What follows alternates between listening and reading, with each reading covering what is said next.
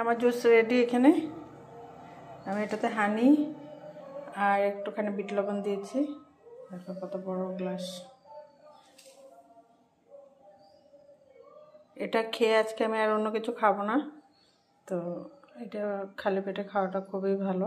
আর paste করার সময় আমি এটাতে গরম জল ইউজ করেছি, কারণ ঠান্ডার দিন তো ঠান্ডা জলটা দেওয়া যায় না। বন্ধুরা কেমন আছো তোমরা সবাই? তো আজকে আরেকটা নতুন ড্রিঙ্ক নিয়ে চলে আসলাম। তো এখানে আমি জুস বানানোর জন্য নিয়ে এসেছি কমলা লেবু, কাপরাঙ্গা, পেঁপে, একটু বড় সাইজের আদা আর কারি পাতা। তো আমি দিব এখানে দই, টক দই, একটুখানি হানি। তা আমি এটা সবটাকে আগে